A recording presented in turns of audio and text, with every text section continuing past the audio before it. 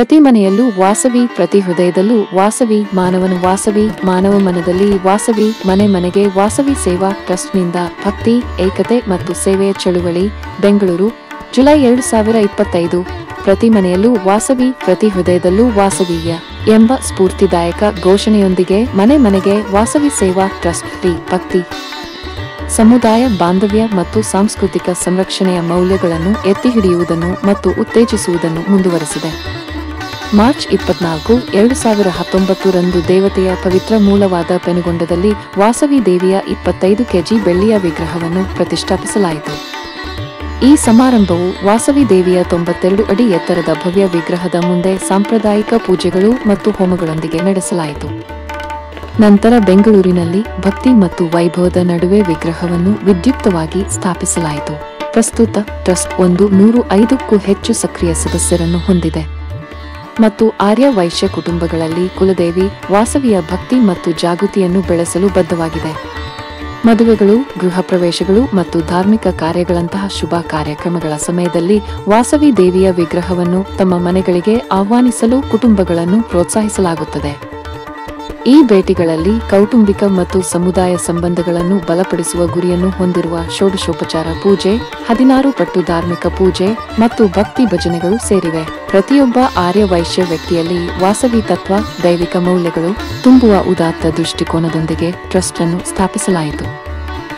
ಭಕ್ತಿಯು ಬುದ್ಧಿಶಕ್ತಿಯಿಂದಲ್ಲ, ಪ್ರೀತಿಯಿಂದ ಉದ್ಭವಿಸುತ್ತದೆ ಎಂಬ ಮಾತಿನಂತೆ ಈ ಭಾವನೆಯಿಂದ ಮಾರ್ಗದರ್ಶಿಸಲ್ಪಟ್ಟ ಬೆಂಗಳೂರಿನ ಆರ್ಯ ವೈಶ್ಯ ಮಹಿಳಾ ಭಕ್ತರ ತಂಡದೊಂದಿಗೆ ನಿಯಮಿತ ಪೂಜೆಗಳು ಮತ್ತು ಭಜನಾ ಅವಧಿಗಳ ಮೂಲಕ ಈ ಆಧ್ಯಾತ್ಮಿಕ ದೃಷ್ಟಿಕೋನವನ್ನು ಜೀವಂತಗೊಳಿಸಿದೆ.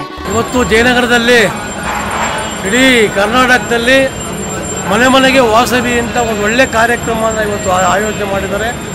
ಜಯನಗರದ ವಾಸವಿ ಮಂಡಳಿಯರು ಮತ್ತು ನಮ್ಮ ರಾಜ್ಯಾಧ್ಯಕ್ಷರು ರವಿಶಂಕರ್ ಅವರು, ಬಾಬುರವರು, ಹರಿಪ್ರಸಾದ್ ಅವರು ಎಲ್ಲವೂ ಕೂಡ ಧಾರ್ಮಿಕವಾಗಿ ಮನೆ ಮನೆಗೆ ವಾಸವಿ ದೇವಿಯನ್ನು ರಥದ ಮೂಲಕ ತಗೊಂಡೋಗಿ ಅಲ್ಲಿ ಒಳ್ಳೆ ನಮ್ಮ ದೇಶದ ಸಂಸ್ಕಾರವನ್ನು, ಸಂಸ್ಕೃತಿಯನ್ನು ಬೆಳೆದುಕೊಳ್ಳೆ ಕಾರ್ಯಕ್ರಮವನ್ನು ಇವತ್ತು ಮಾಡ್ತಾ ಇದ್ದಾರೆ.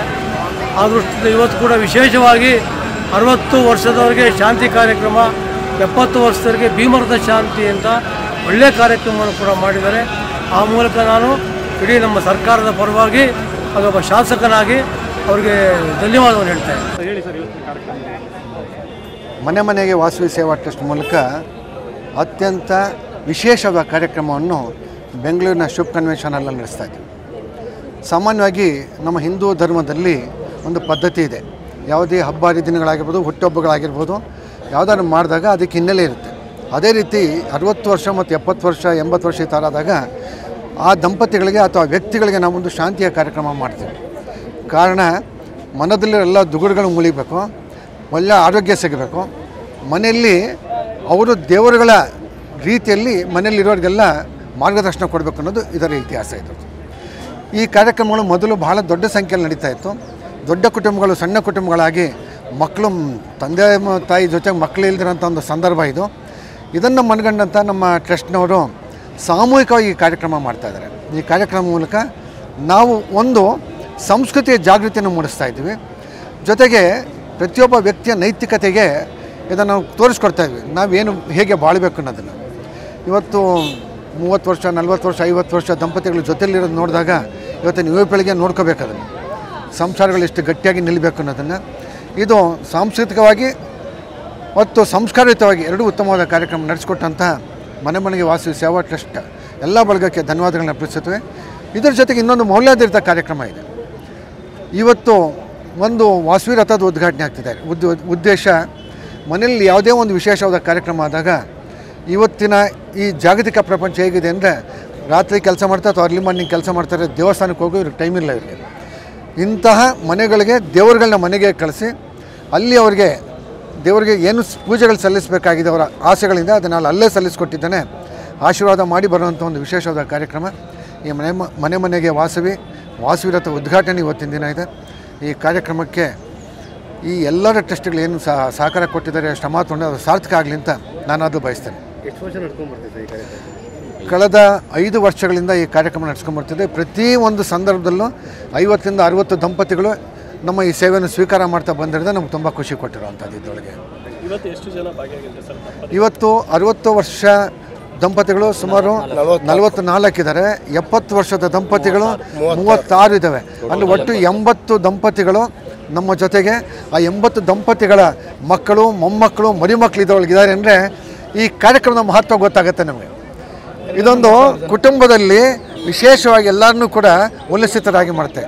ವಿಶೇಷದ ಕಾರ್ಯಕ್ರಮ ಈ ಸೇವಾ ಟ್ರಸ್ಟ್ನ ಮುಖಾಂತರ ಇವತ್ತು ನಾವು 60 ವರ್ಷ ಮತ್ತು 70 ವರ್ಷ ದಂಪತಿಗಳಿಗೆ ಸಾಮೂಹಿಕ ಷಷ್ಠಿ ಪೂರ್ತಿ ಶಾಂತಿ ಹಾಗೂ ಸಾಮೂಹಿಕ ಭೀಮರಥ ಶಾಂತಿ ಕಾರ್ಯಕ್ರಮನ ಇವತ್ತು ಹಮ್ಮಿಕೊಂಡಿದ್ದೀವಿ.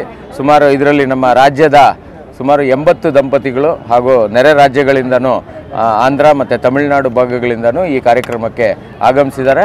ಹಾಗೂ ಈ ಕಾರ್ಯಕ್ರಮದ ನಾವು ಪ್ರತಿ ವರ್ಷ ನಡೆಸ್ಕೊಂಡು ಬರ್ತಾಯಿದ್ದೀವಿ. ಇವತ್ತು ನಮ್ಮದು 3ನೇ ವರ್ಷ. ಇದರಲ್ಲಿ 80 ದಂಪತಿಗಳಿದ್ದಾರೆ. ಬಟ್ ಈ ದಂಪತಿಗಳಿಗೆ ನಾವು ಅವರ ಮಕ್ಕಳು, ಮರಿಮಕ್ಕಳು ಎಲ್ಲರಿಗೂ ಸೇರಿ ಈ ಶಾಸ್ತ್ರೋಕ್ತವಾಗಿ ಈ ಕಾರ್ಯಕ್ರಮಗಳನ್ನು ನಡೆಸ್ಕೊಂಡು ಬರ್ತಾಯಿದ್ದೀವಿ. ಅದ್ರ ಜೊತೆಗೆ ಇವತ್ತು ನಮ್ಮ ವಾಸವಿ ರಥ ಅಂತ ನಾವೇನು ಉದ್ಘಾಟನೆ ಮಾಡ್ತಾಯಿದ್ದೀವಿ, ಅದು ನಮ್ಮ ವಾಸವಿ ಮೊಮೆಂಟ್ ಅಂತ ನಾವು ಒಂದು ಏನು ಸ್ಟಾರ್ಟ್ ಮಾಡಿದ್ದೀವಿ. ಪ್ರತಿ ಮನೆಗೂ ಟೆಂಪಲ್ ಆನ್ ವೀಲ್ಸ್ ಅಂತ ಕರಿತೀವಿ ಇದನ್ನು. ಪ್ರತಿಯೊಂದು ಮನೆಗೂ ಅಮ್ಮನವರು ಹೋಗಬೇಕು. ಅಮ್ಮನವ್ರು ಹೋಗ್ಬಿಟ್ಟು ಅವ್ರ ಮನೇಲಿ ಯಾವ ರೀತಿ ನಮ್ಮ ಸತ್ಯನಾರಾಯಣ ಸ್ವಾಮಿ ಪೂಜೆ ಮಾಡ್ತಾರೆ, ಸಾಯಿಬಾಬಾ ಪೂಜೆ ಮಾಡ್ತಾರೆ, ಅದೇ ರೀತಿ ಅಮ್ಮನವ್ರದ್ದು ಪೂಜೆ ಮಾಡಬೇಕು ಅವ್ರ ಮನೆಯಲ್ಲಿ. ಸೊ ನಮ್ಮದೇ ವಿಧವಾದ ಪೂಜಾ ಟೀಮ್ ಇದೆ ಮತ್ತು ಭಜನಾ ಟೀಮ್ ಇದೆ. ಈ ಥರ ಅವ್ರ ಮನೆಯಲ್ಲಿ ಪೂಜೆ ಮಾಡಿಸ್ತೀವಿ. ಮತ್ತು ಅವ್ರ ಮನೆಯಲ್ಲಿ ಭಜನೆ ಮತ್ತು ವಾಸವಿ ಪುರಾಣ ಇದೆಲ್ಲ ನಿರಂತರವಾಗಿ ನಡಿಬೇಕು ಅಂತ ಈ ವಾಸವಿ ರಥವನ್ನು ಇವತ್ತು ಉದ್ಘಾಟಿಸಲಾಗ್ತಾಯಿದೆ. ಇವತ್ತು ನಮ್ಮ ಉಡುಪಿ ಪೇಜಾವರ ಮಠದ ವಿಶ್ವಪ್ರಸನ್ನ ತೀರ್ಥ ಸ್ವಾಮಿಗಳು ಆಗಮಿಸಿ, ಹಾಗೂ ನಮ್ಮ ಜಯನಗರದ ಶಾಸಕರು ರಾಮಮೂರ್ತಿಯವರು ಆಗಮಿಸಿದ್ದಾರೆ. ಮತ್ತು ನಮ್ಮ ಮಹಾಸಭೆಯ ಅಧ್ಯಕ್ಷರು ರವಿಶಂಕರ್ ಅವರು ಕೂಡ ಆಗಮಿಸಿ ಈ ರಥವನ್ನು ಉದ್ಘಾಟಿಸಿದ್ದಾರೆ. ಈ ಕಾರ್ಯಕ್ರಮ ಇವತ್ತು 1 ದಿವಸದ ಕಾರ್ಯಕ್ರಮ, ಬೆಳಗ್ಗೆಯಿಂದ ಸಾಯಂಕಾಲದವರೆಗೂ ನಡೆಯುತ್ತೆ. ಇದೇ ರೀತಿ ನಾವು ಪ್ರತಿ ವರ್ಷವೂ ನಮ್ಮ ಸೇವಾ ಕಾರ್ಯಕ್ರಮಗಳ ಜೊತೆಗೆ ಈ ಷಷ್ಠಿ ಪೂರ್ತಿ ಶಾಂತಿ ಕಾರ್ಯಕ್ರಮಗಳನ್ನು ನಡೆಸ್ಕೊಂಡು ಬರ್ತೀವಿ.